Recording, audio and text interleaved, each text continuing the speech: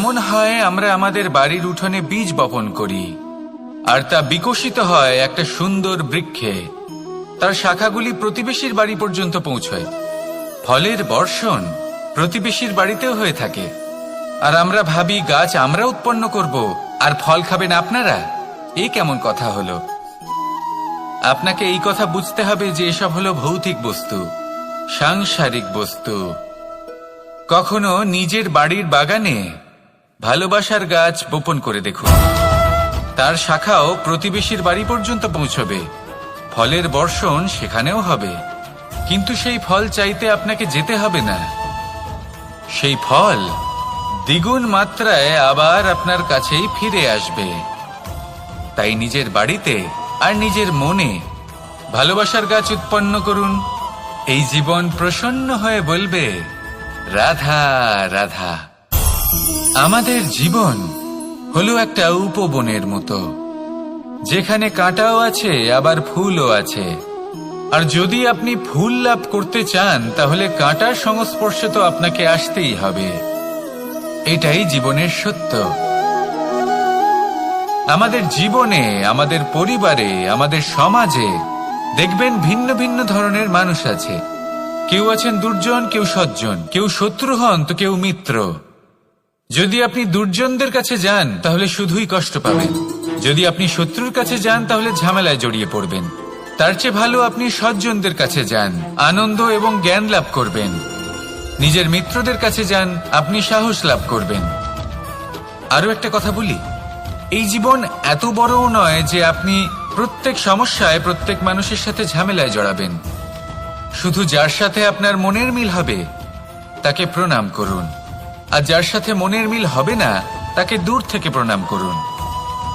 কিন্তু মনের মধ্যে থেকে প্রেমের বোধ কোথাও যেতে দেবেন না, কারণ এই ভালোবাসাই শেষ মুহূর্তে আপনার উচিত পথ প্রদর্শন করবে। তাই এই ভালোবাসাকে মনে জাগ্রত রাখুন, আর এই ভালোবাসার সাথেই বলুন, রাধা রাধা। কখনো আপনি কোনো গোয়াল দেখেছেন? অধিক মাত্রায় গোবর পড়ে থাকে, আর ওখানে এক ধরনের পোকা দেখতে পাওয়া যায়, যাকে গুবরে পোকা বলা হয়। এরা কি করে? সারাদিন সেই গোবরেই বাস করে। সেই গোবরকে গোল আকৃতি প্রদান করে নিজের বাসার দিকে নিয়ে যাওয়ার চেষ্টা করে। অনেক পরিশ্রম করার পরে সেই গোবরের টুকরোগুলো নিজের বাসার দিকে নিয়ে যায়, আর বুঝতে পারে ওর বাসা তো খুবই ছোট, আর এই গোবরের টুকরো তো অত্যন্ত বড়। এ তো বাসাতে প্রবেশ করতেই পারবে না। তাও চেষ্টা করতে থাকে, শেষ পর্যন্ত অসফল হয়, আর সেই পোকা একাই বাসাতে ঢুকে যায়। এরকম মানুষের সাথেও হয়ে থাকে সমস্ত জীবন।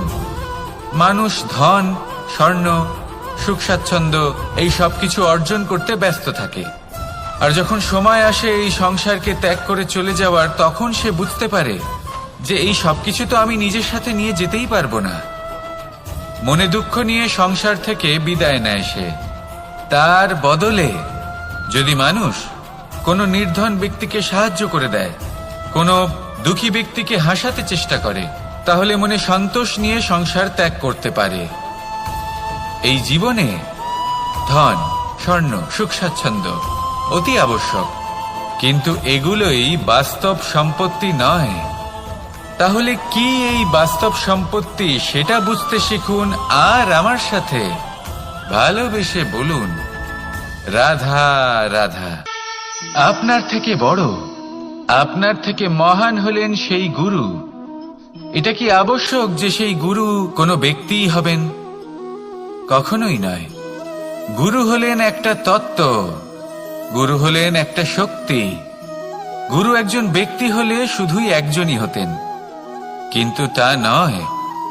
গুরু হলেন একটা অনুভূতি, গুরু হলেন শ্রদ্ধা। গুরু তিনি যিনি আপনার ব্যক্তিত্বের পরিচালক হন। গুরু তিনি যিনি আপনার ব্যক্তিত্বের নির্মাতা হন। আপনি কখন, কোথায়, কোন স্থানে, কি রূপে গুরু লাভ করবেন আর কি শিক্ষা লাভ করবেন, তা নির্ভর করছে আপনার মানসিকতার উপর, যে আপনি সকলকে কিভাবে আপন করে নিতে পারেন। যদি আপনি গুরুকে আপন করতে চান, জ্ঞানকে আপন করতে চান, তাহলে আপনার মধ্যে শ্রদ্ধা জাগ্রত করতে হবে, সামর্থ্য জাগ্রত করতে হবে। আপনি গুরু এবং জ্ঞানকে আপন করে নিতে পারলে তা এমনিই আপনাকে মহান করে তুলবে। তাহলে আসুন আর আমার সাথে ভালোবেসে বলুন, রাধা রাধা। সময় এবং ধন, একটা যা প্রকৃতি আমাদের দান করেন আর একটা যা আমরা নিজেরা অর্জন করি। কিন্তু যখন হারিয়ে ফেলার প্রসঙ্গ আসে তখন আমরা এই দুই একসাথে হারিয়ে ফেলি। এই সময় যদি আপনি গুনতে থাকেন তাহলে তা এমনিও নষ্ট হয়ে যাবে, কারণ সময় গণনা করতে আপনি যে সময় ব্যতীত করেন তা তো এমনিই নষ্ট হয়ে যায়। এই সময়কে যদি আপনি একত্রিত করার চেষ্টা করেন তাহলে তা সম্ভব হবে না। সময়ের বিষয়ে শুধু একটাই কথা বলবো, আপনি যদি একে ব্যবহার করেন তাহলেই জীবনে বৃদ্ধি হবে। ধনের সাথেও এটাই হয়। কথায় আছে যে এই ধনের দ্বারাই ধন অর্জন করা সম্ভব। যদি আপনি এই ধনের যত্ন নেন এবং একে সামলে রাখেন তাহলে ধন আপনাকে সামলে রাখবে। এবার সময় আমরা প্রচুর পরিমাণে পাই, কিন্তু তার অর্থ এটা নয় যে আমরা তা নষ্ট করি। বাস্তব অর্থে সময় তা অত্যন্ত মূল্যবান। এর সদ্ব্যবহার করা যদি আপনি শিখে যান তবে এই সময়ও আপনাকে অবশ্যই অতি মূল্যবান করে তুলবে। আসুন আর আমার সাথে ভালোবেসে বলুন, রাধা রাধা। কথায় আছে যে এমন কোনো অক্ষর নেই যার দ্বারা কোনো মন্ত্র হয় না, এমন কোনো বনস্পতি নেই যা নিজেই একটা ঔষধি নয়, পৃথিবীর এমন কোনো ব্যক্তি নেই যার মধ্যে কোনো যোগ্যতা থাকে না। শুধু প্রয়োজন হলো যে ব্যক্তিকে আমরা খুঁজে চলেছি তাকে সঠিকভাবে চিনে নেওয়া। যদি তার যোগ্যতা, তার বিশেষত্ব আমরা বুঝতেই না পারি তাহলে আর লাভ কি রইল?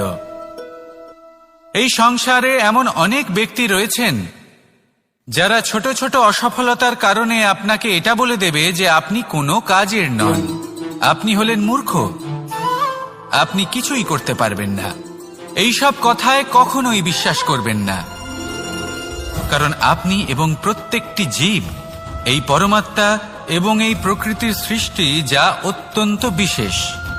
যদি আপনাকে উদাহরণ দিই তাহলে একদিকে আছে তরোয়াল, একটা বড় লম্বা তরোয়াল যার দ্বারা যুদ্ধ করা যায়, জয়লাভ করা যায়। আর অন্যদিকে রয়েছে একটা ছোট্ট সূচ, কিন্তু যে কাজ একটা ছোট্ট সূচ করতে পারে তা একটা তরোয়াল দ্বারা সম্ভব নয়। এর অর্থ হলো এটাই যে প্রত্যেকটা রচনা অত্যন্ত অমূল্য এবং অত্যন্ত বিশেষ হয়। তাহলে বিশ্বাস রাখুন যে আপনি অত্যন্ত বিশেষ একজন, আর প্রেমের সাথে বলুন, রাধা রাধা। বাল্যকালে যখন আমি মাখন খেতাম তখন যশোদা মায়ের আমার মাখন খাওয়া নিয়ে কোনো সমস্যা ছিল না, কিন্তু যখন আমি মাখন খেতাম, মাখন চুরি করতাম, তখন যেই প্রকারে বাড়ির পরিচ্ছন্নতা আমি নষ্ট করতাম তা নিয়ে অবশ্যই যশোদা মায়ের আপত্তি ছিল। আর হবে নাই বা কেন? কথায় আছে যে যদি আমাদের ঘর পরিচ্ছন্ন থাকে সেখানে লক্ষ্মী বসবাস করে থাকেন, তবেই সেই বাড়িতে সন্তোষ ভাব থাকবে। সেই জন্যই আমাদের যশোদা মা পরিশ্রম করে বাড়ির ভেতর এবং বাড়ির বাহির সবসময় পরিচ্ছন্ন করে রাখতেন। এবার যেইভাবে আমাদের বাড়ি, যেখানে আমাদের পরিবার বসবাস করতেন, সেইভাবেই আমাদের শরীর আর আমাদের আত্মা রয়েছে যাতে আমরা বসবাস করি। একেও স্বচ্ছ রাখা প্রয়োজনীয়। এবার স্বচ্ছ কিভাবে রাখা যায়? শুধু বাহ্যিক পরিচ্ছন্নতা আর প্রসাধন দ্বারা তা সম্ভব হবে না। জীবনে কিছু কটু অভিজ্ঞতা আমাদের সকলের থাকে। সেই কটু অভিজ্ঞতাগুলির কারণে আমাদের মন, আমাদের আত্মা মলিন হয়ে যায়। এই মালিন্য থেকে আমাদের আত্মাকে মুক্ত করা অত্যন্ত প্রয়োজনীয়। এই স্বচ্ছতা অত্যন্ত প্রয়োজনীয়। আর আমাদের এই মন মালিন্য থেকে মুক্ত হতে পারে শুধুমাত্র প্রেম এবং করুণার দ্বারা। তাই সকলকে ভালোবাসতে থাকুন আর মনের মধ্যে করুণার বোধ জাগ্রত করুন। কারণ যেইভাবে বাড়ি পরিষ্কার থাকলে তাতে লক্ষ্মী বসবাস করেন, সন্তোষবোধ বজায় থাকে, সেইভাবেই যদি মন স্বচ্ছ থাকে তাহলে তাতে সন্তোষও থাকবে, শান্তিও থাকবে। তাহলে ভালোবাসতে থাকুন, মনের মধ্যে করুণাবোধ জাগ্রত করুন আর আমার সাথে ভালোবেসে বলুন, রাধা রাধা। আপনি কখনো রেশমের কীট দেখেছেন? নিজের সুরক্ষার জন্য সে নিজের লালা থেকে একটি সুতো উৎপন্ন করে আর সেই সুতো দ্বারা নিজেকে পেঁচিয়ে নেয়, প্রকৃতি এবং অন্য জীবজন্তুর হাত থেকে সুরক্ষার জন্য। কিন্তু যখন সেই সুতো শুকিয়ে যায় তখন কি হয়? তা একটা খোলসে পরিণত হয়, এত সবল হয়ে যায় যে সেই রেশমের কীট তা ভেঙে বাইরে বেরিয়েই আসতে পারে না। শেষ পর্যন্ত এই কারণেই সে মৃত্যু লাভ করে। এবার যদি একটা প্রজাপতির কথা বলি, তাহলে প্রজাপতি কি করে? যখন সে উড়তে চায় সে নিজেই নিজের খোলস ভেঙে ফেলে, সে তার পাখনা মেলে আর তারপর সে আকাশে উড়ে বেড়ায়। এটাই হলো শিক্ষা আমাদের জন্য। যদি আমরা আকাশে উড়ে বেড়াতে চাই তাহলে আমাদেরকেও অন্তর থেকে সেই খোলস ভাঙতে হবে, অর্থাৎ নিজেদেরকে বন্ধন থেকে মুক্ত করে দিতে হবে। সুরক্ষার জন্য কোনো বাঁধনে জড়িয়ে পড়া এ হলো সবথেকে বেশি অসুরক্ষিত কার্য। জীবনে সুরক্ষার ভয় থাকাটা উচিত, কিন্তু তা যদি অত্যাধিক হয়ে যায় তাহলে তা আপনাকে এতটাই দুর্বল করে দেবে যে আপনি নিজেরই সুরক্ষার চক্র ভেঙে বেরোতেই পারবেন না। যদি আপনি নবনির্মাণ করতে চান তাহলে আপনাকে নিজের এই সুরক্ষা কবচ ভেঙে বেরোতেই হবে, সাহসের সাথে পরিশ্রম করতে হবে। আর যদি আপনি এটা করতে পারেন তাহলে আপনার উড়ান কেউ আটকাতে পারবে না। আসুন আমার সাথে ভালোবেসে বলুন, রাধা রাধা।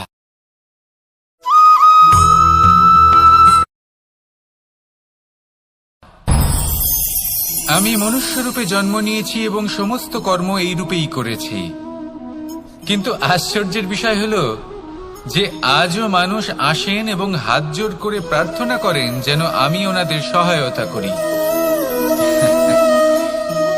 আপনাদের একটা কথা বলতে চাই, আমি সকলকে সাহায্য করতে পারবো না, কিন্তু আমি শিক্ষা অবশ্যই দিতে পারবো, জ্ঞান প্রদান করতে পারবো। এমন কিছু জ্ঞান যার ভিত্তিতে মানুষ যা চাইবেন তাই লাভ করতে পারবেন যদি সঠিক কর্ম করতে থাকেন। যখন কংসের অসুররা গোকুলে ধ্বংসলীলা চালাচ্ছিলেন তখন আমি কারোর থেকে সাহায্য চাইনি। আমি দাঁড়িয়েছিলাম এবং আমি তার বিরোধিতা করেছিলাম। সবাই বলেন যে আমি ছোট্ট একটা আঙুলে গোবর্ধন পর্বত তুলেছিলাম, কিন্তু আমি কি ওখানে একা ছিলাম? কখনোই নয়। আমার সাথে অসংখ্য গোকুলবাসী, অসংখ্য বর্ষণাবাসী ছিলেন, নিজের হাতে একটা লাঠি নিয়ে। ওনাদের মনোবল, ওনাদের আশীর্বাদ আমার সাথে ছিল। মহাভারতে আমি শুধুই শিক্ষক ছিলাম, আমি শুধুই শিক্ষা দিয়েছি। লক্ষ্য সাধন করেছে অর্জুনই, যুদ্ধ করেছে অর্জুনই এবং জয়ীও হয়েছে অর্জুনই। আমি শুধুই শিক্ষা দিতে পারি। অবশেষে আপনাকে শুধু এটুকুই বুঝতে হবে যে ঈশ্বর সবকিছু করতে পারেন না, করতে হবে আপনাকে। ঈশ্বর আপনাকে আশীর্বাদ করতে পারেন যে কাজ আপনি মন থেকে করবেন সেটা অবশ্যই পূরণ হবে। সেই জন্য নিজের লক্ষ্যের পথে এগোতে থাকুন। চেতনা, বিবেক এবং পরিশ্রমের দ্বারা আপনার যা যা স্বপ্ন আছে, যা লক্ষ্য আছে, আপনি অবশ্যই লাভ করবেন। আর এই মন সুপ্রসন্ন হয়ে বলবে, রাধা রাধা। ওমা, এ কি? আমি কখন থেকে এখানে অপেক্ষা করছি, হাত পেতে দাঁড়িয়ে রয়েছি যাতে একটা ফল আমার হাতে এসে পড়ে এবং সেটা আমি খেতে পারি। কখন থেকে অপেক্ষা করছি, কিন্তু সেটা হচ্ছেই না। এবার আপনি বলবেন যে এসব কি বলছি, এ কি অদ্ভুত কথা বলছি। যদি ফল খেতে হয় তাহলে আমাকে বৃক্ষে চড়তে হবে, ফলের কাছে পৌঁছতে হবে, তবেই তো ফল পাবো। এবারে এটা অত্যন্ত সহজ ব্যাপার, কিন্তু এই বিষয়টা আপনি নিজের জীবনের প্রসঙ্গে ভেবে দেখুন। লক্ষ্য কোথায় আছে আপনি জানেন, সেই লক্ষ্যে পৌঁছানোর পথ কি সেটাও আপনি জানেন, সেই পথে চলার ক্ষমতাও আপনার রয়েছে, কিন্তু তাও আপনি নিজের লক্ষ্য লাভ করতে পারছেন না। কেন? কারণ আপনি অপেক্ষা করছেন যে লক্ষ্য আপনার সামনে চলে আসবে, কিন্তু তা হয় না। লক্ষ্য সে যাই হোক না কেন, ধন হোক, প্রেম হোক, কোনো সম্মান হোক বা মোক্ষ হোক, যদি আপনি তার দিকে অগ্রসর না হন তাহলে ফল প্রাপ্তি অসম্ভব ব্যাপার, তা কোনোদিনই হবে না। সেই জন্য আপনার চোখের সামনে আপনি যদি নিজের লক্ষ্যকে দেখতে পান তাহলে উঠুন এবং সেই দিকে অগ্রসর হতে শুরু করুন। নিজের অন্তরের সকল অশুভ গুণ দূর করুন, অলসতা ত্যাগ করুন, অজ্ঞানতা ত্যাগ করে দিন এবং চলতে থাকুন। অবশ্যই মনোবাঞ্ছিত ফল লাভ করতে পারবেন। মনে রাখবেন, চলতে থাকলে তবেই লক্ষ্য প্রাপ্তি হবে। অপেক্ষার দ্বারা শুধুমাত্র মৃত্যু লাভ হবে। আসুন আমার সাথে ভালোবেসে বলুন, রাধা রাধা। প্রকৃতি, নিয়তি কখনোই কারোর সাথে পক্ষপাত করে না। প্রত্যেককে জীবনদান দেয়, সমান সুযোগ প্রদান করে। এটা সেই ব্যক্তির উপরে নির্ভর করে যে সে কিভাবে তার থেকে লাভবান হয়ে উঠবে। তার নির্বাচনের উপর নির্ভর করে, তার দৃষ্টিভঙ্গির উপর নির্ভর করে যে সে কতটা ধনাত্মক বা কতটা নেতিবাচক। দুই ধরনের মানুষ হন। এমন কিছু মানুষ হন যারা প্রত্যেক পরিস্থিতি, প্রত্যেক সমস্যা এবং বিপদে সুযোগ খুঁজে বের করেন। আর কিছু এমন মানুষ রয়েছেন যারা যে কোনো সুযোগে কোথাও না কোথাও থেকে একটা সমস্যা খুঁজে বের করেন। এবার আপনি কি চান? আপনি সুযোগ চান, তাহলে সুযোগ পাবেন। আপনি সমস্যা পেতে চান, সমস্যা তো আপনি চাইলেই খুঁজে পাবেন। চয়ন আপনারই, যে আপনি কতটা ধনাত্মক থাকতে চান, কতটা নেতিবাচক থাকতে চান। ধনাত্মক থাকুন, জীবনে সব কিছু সম্ভব হবে। আসুন আর আমার সাথে ভালোবেসে বলুন, রাধা রাধা। যখনই আমরা কথা বলি জলরাশির বিষয়ে, যখন আমরা তুলনা করি, তখন আমাদের খুব ভালো লাগে মিষ্টি সরোবর, পুকুর, নদী। আর আমরা অপেক্ষা করে থাকি সাগরের জন্য, সমুদ্রের জন্য। কেন করি? কারণ এই সাগর, এই সমুদ্র, এ হলো অত্যন্ত বিশাল আর ভয়ানক। এর জলও কিন্তু নোনতা, যা আমরা পান করতে পারি না। কখনো ভেবে দেখেছেন এই সমুদ্রের অন্তরে এই নোনতা জল, এই নোনতা ভাব, এটা আসে কোত্থেকে? এই যে সমুদ্র, যে প্রবাহমান নদীর থেকে যে খনিজ নির্গত হয়, তার ভান্ডার হলো এটা। সেই খনিজকে নিজের অন্তরে গ্রহণ করে, সেই নোনতা ভাব নিজের মধ্যে সমাহিত করে, আর তারপর সেই নোনতা জল বাষ্পে পরিণত হয়ে ওপরে উঠে যায়, যা মেঘ হয়ে আপনার ওপর মিষ্টি বৃষ্টি হয়ে ঝরে পড়ে। এ হলো সমুদ্রের ত্যাগ, যার জন্য আপনি মিষ্টি জল পান করতে পারছেন, সে নদী থেকেই হোক বা সরোবর থেকে। সেই জন্যই হয়তো সাগর হলো এত মহান, হয়তো সেই জন্যই রত্ন সাগরে পাওয়া যায়। তাই মনে রাখবেন, ক্ষমতা তারই হয় যে ত্যাগ করতে জানে, কোনো বিষকে নিজের মধ্যে ধারণ করে নিতে জানে। তাহলে আপনিও এটাই করুন, এতটাই শক্তিশালী হয়ে উঠুন, আর আমার সাথে ভালোবেসে বলুন, রাধা রাধা।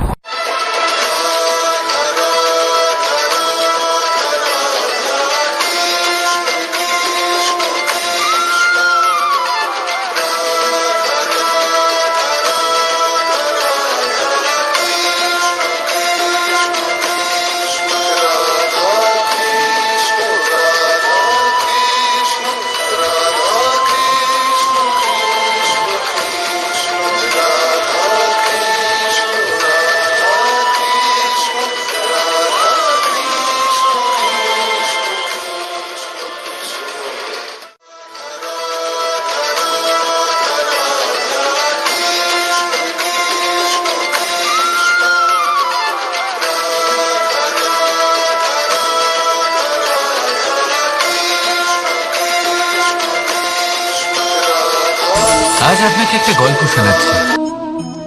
একদিন এক ব্যক্তি নিজের দ্বারে লিখে দিলেন, আজ আমি ভীষণ দুঃখী, আজ আমার সাথে কেউ দেখা করতে আসবেন না। কিছুক্ষণ পরে তার এক বন্ধু এলো, সে সেই লেখা পড়ল, তাও গিয়ে তার সাথে দেখা করল। সে বলল, আমি লেখাপড়া জানি না, কিন্তু আমার বন্ধুর মনের এই বেদনা, এটা আমাকে সবসময় ডাক দেয়। এরাই হলো আসল বন্ধু। কোনো কারণে আপনি যদি দুঃখ পান, কোনো সমস্যার সমাধান না বের করতে পারেন, এই সংসার থেকে আলাদা হয়ে যেতে চান, তাও এই বন্ধু আপনার সাথেই থাকবে। সমস্যার সমাধান না দিতে পারলেও আপনার সম্বল হয়ে অবশ্যই থাকবে। হয়তো আপনার দুঃখ কম করতে পারবে না, কিন্তু আশার আলো অবশ্যই দেখাবে। যখন আপনি সংসারের থেকে আলাদা হয়ে যান, তখনও আপনার সাথে যুক্ত থাকে আপনার এই বন্ধু, আসল বন্ধু। এবারে আমরা মানুষেরা বড়ই বিচিত্র। তারা সব সময় যে কোনো জিনিসের মাহাত্ম্য দুবার বুঝতে পারে। এক, তা পাওয়ার আগে। দুই, তা হারাবার পরে। এবারে ঠিক এরকমই আমাদের বন্ধুরাও হয়। যদি আজ আপনার বন্ধুরা আপনার সাথে থাকে, তাদের প্রতি কৃতজ্ঞ থাকুন, তাদের প্রসন্ন রাখুন, তাদের মাহাত্ম্য বুঝুন। কারণ একবার আপনি এদের হারালে অনুতাপ করলেও আর এদের ফেরত পাবেন না। তাই ভালোবাসুন, বন্ধুত্ব বজায় রাখুন, আর আমার সাথে প্রসন্ন হয়ে বলুন, রাধা রাধা। আমাদের মধ্যে বহু মানুষ মাঝে মাঝে নিজেকে অকর্মণ্য মনে করি। ভেবে নিই যে এত চেষ্টা করার পরেও কিছুই পেলাম না, আর হয়তো পরেও কিছুই পাব না। আর সেই জন্য নিজের জীবনের সমস্ত বোঝা অন্য কারোর কাঁধে চাপিয়ে দিই, নিজের ওপরে বিশ্বাস হারিয়ে ফেলি। কেন বুঝতে পারেন না এই কথাটা? যে যতক্ষণ না পায়ে কোনো কাঁটা ফুটবে, ব্যক্তি কি করে বুঝতে পারবে যে এরপর থেকে নিচে তাকিয়ে চলতে হবে? সূর্যকে নিজে জ্বলতে হয় যাতে বাকিদের প্রকাশ দিতে পারে সে। রাতের অন্ধকারের সাথে লড়াই করার জন্য চন্দ্রিমাকে আকাশে একা উজ্জ্বল হতে হয়। নদী নিজের যাত্রা কি করে করে, নিজের পথ কি করে নির্মাণ করে? সে পাথরের সাথে লড়াই করে তা বানায়। যদি স্বয়ং আপনি নিজের সাহায্য করতে অক্ষম হন, তাহলে নিশ্চিতভাবে আপনার এই জীবন ব্যর্থ হয়ে যাবে। তাই মনে রাখবেন, এই সংসারে নিজের জীবনের ভার নিজের কাঁধেই বহন করতে হয়। অন্যের কাঁধের ওপর শুধুমাত্র পরলোক যাত্রা হয়। সেই জন্য এই সংসারে জীবিত সেই যে আত্মনির্ভর।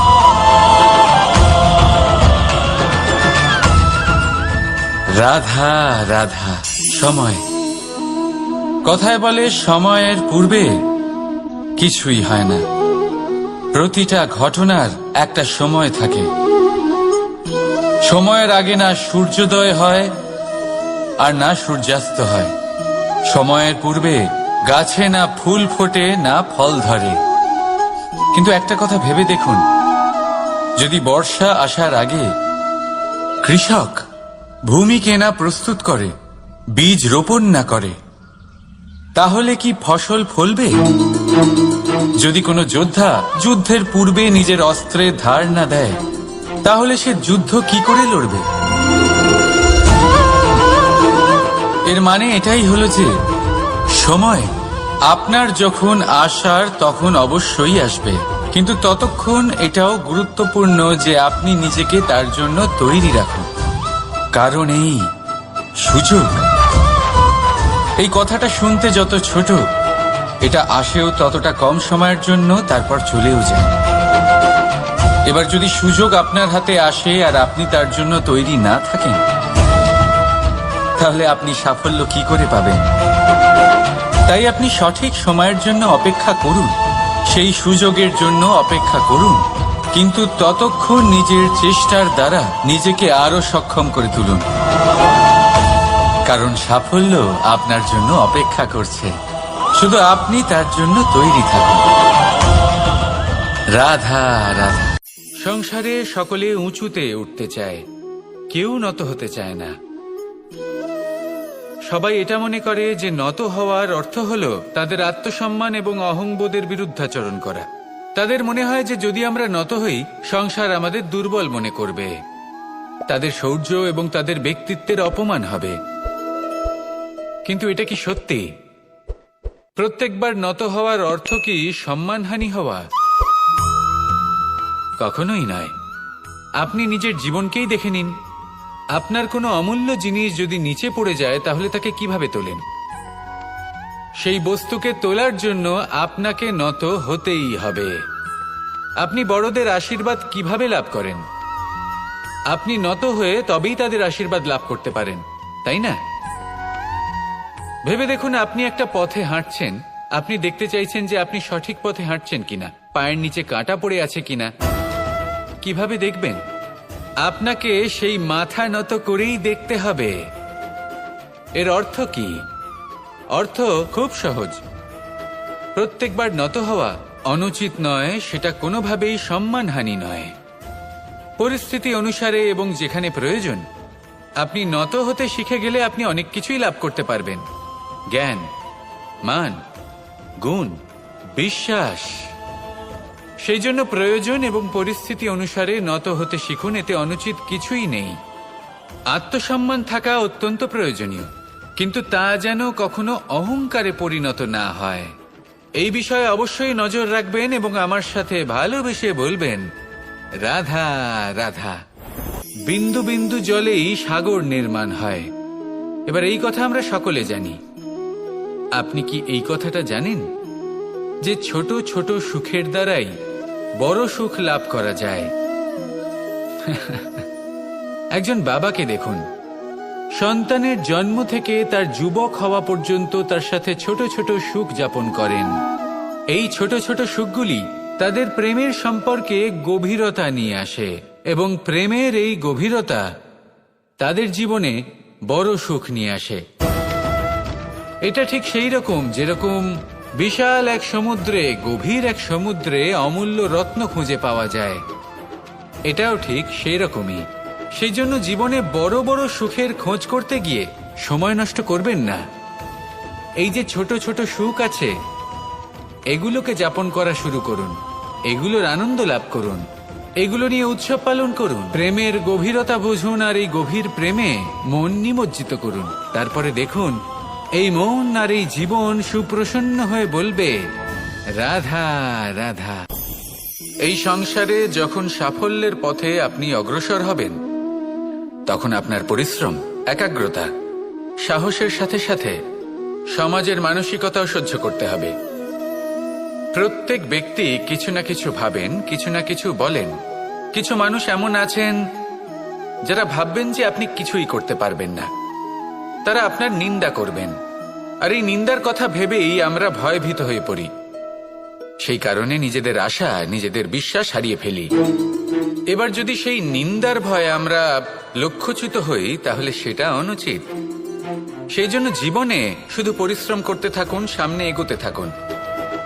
যেই দিন আপনি আপনার লক্ষ্য লাভ করবেন, সেই প্রত্যেক ব্যক্তি যারা নিন্দা করছিলেন তাদের দৃষ্টি আপনা থেকেই পাল্টে যাবে, ঠিক কিনা? এই সংসারকে যা প্রাণ চায় তাই বলতে দিন। যদি আপনি কারোর কথা শুনতে চান, তাহলে নিজের অন্তরের কথা শুনুন, সেটাই আপনাকে উচিত পথে নিয়ে যাবে। সামনে অগ্রসর হতে থাকুন, পরিশ্রম করুন। এমন একটা দিন আসবে যেদিন এই নিন্দুক ব্যক্তিরা আপনার লক্ষ্য প্রাপ্তির উদাহরণ সবাইকে দেবে। আসুন আমার সাথে ভালোবেসে বলুন, রাধা রাধা। আমরা জীবনে চলতে চাই, সামনে এগোতে চাই, কিন্তু কখনো কখনো এমন হয় যে আমরা আমাদের লক্ষ্য দেখতেই পাই না। আমরা চিন্তিত হয়ে পড়ি, ব্যতীত হয়ে পড়ি, আমরা কিছু বুঝতেই পারি না। এই মন অশান্ত হয়ে যায়। কিন্তু যদি আপনি থেমে যান, তাহলে নিজের পথ এবং নিজের লক্ষ্য থেকে সরে যাবেন। সেই জন্য চলতে থাকুন, থামবেন না। যতদূর পারবেন চলতে থাকুন, যতদূর দৃষ্টি যাচ্ছে চলতে থাকুন। তারপরেই দেখবেন পরবর্তী পথ আপনা থেকেই আপনার সামনে আসবে। কারণ আপনার দৃষ্টির সীমা থাকতেই পারে, দৃষ্টিভঙ্গির সীমা নেই। আপনার পথের সীমারেখা থাকতেই পারে, কিন্তু সেই পথে চলার সাহসের সীমা নেই। সেই জন্য নিজেকে অসীমিত করে তুলুন। এই সীমারেখা আপনা থেকেই দূর হয়ে যাবে, লক্ষ্য নিজে থেকেই দেখতে পাবেন।